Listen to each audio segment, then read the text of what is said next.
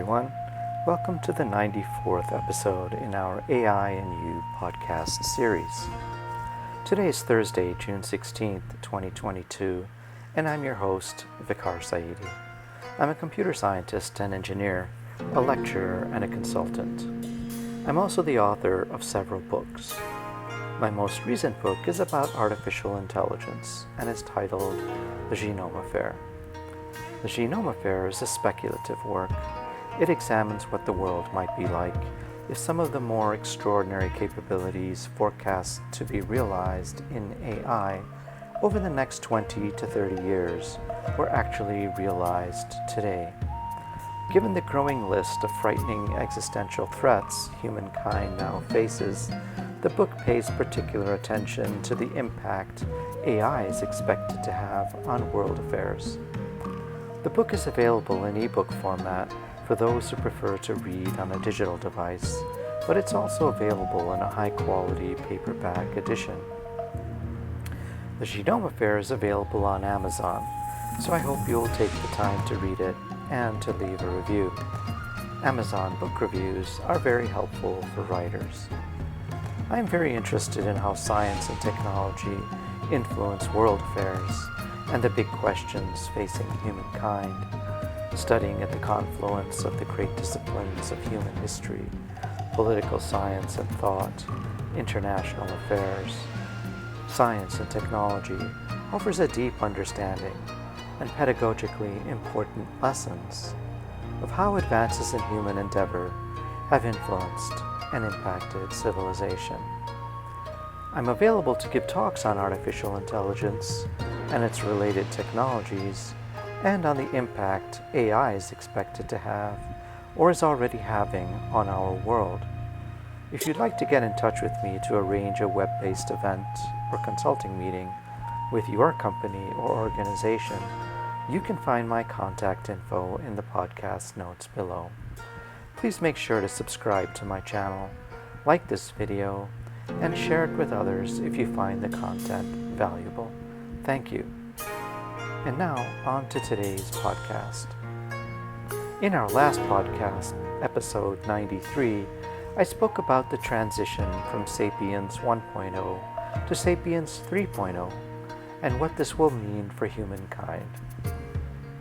In today's podcast, episode 94, I'll speak about how China uses AI to eradicate intolerance in their society. Let's get started. The most important lesson we have learned from history is that everyone is guilty. The second most important lesson we've learned is that if a society cannot overcome its intolerance of one another, ethno-nationalism, religious and sectarian conflicts, clan and tribal rivalries, etc., it's very difficult to identify. It will never rise to fulfill its potential. This is an open secret and is on display around most of the world. It's very difficult to identify any leading nation which rests on a foundation of endemic, pervasive intolerance. The main reason for this is that diverse but simultaneously intolerant communities are unable to work together productively. As it turns out, working together in flexible, large networks of cooperation is humankind's superpower.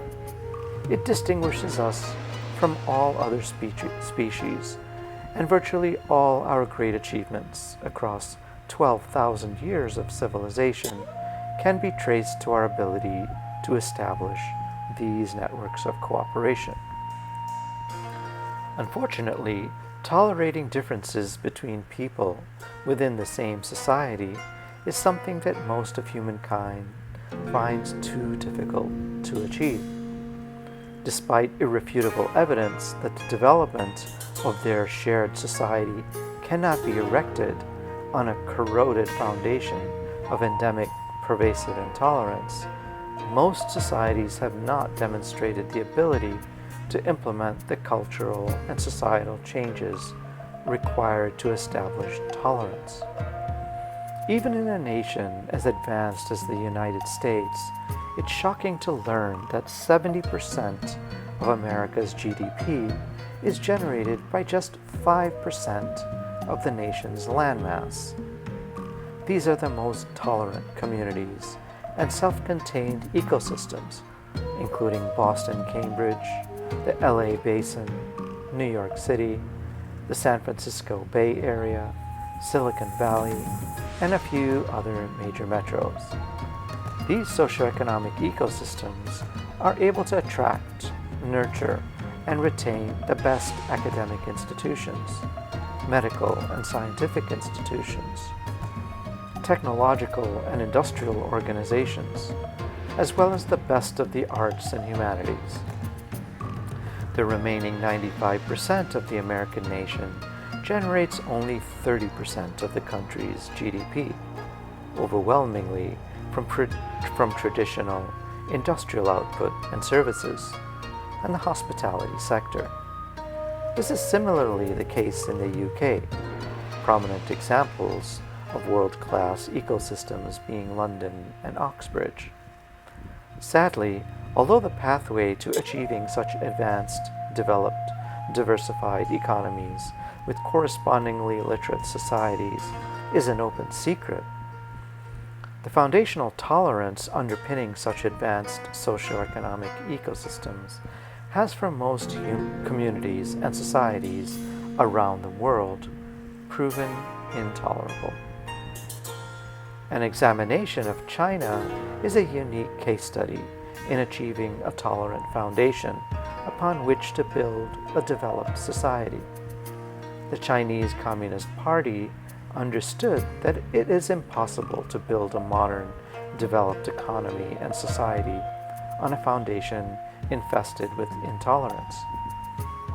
The evidence of this was abundantly clear as they examined their own society along with the multitude of underdeveloped and failing societies across Africa, Asia, and most of the world. The hallmark of these societies was endemic, pervasive intolerance. These societies were trapped in a perennial struggle to achieve sustainable economic and social development.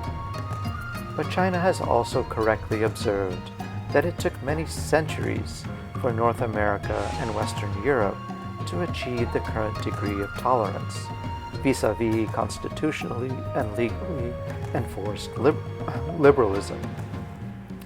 The CCP could clearly see the extraordinary ecosystems erected upon these liberal foundations, but they also didn't want and could not afford to spend several centuries catching up to North America and the European Union.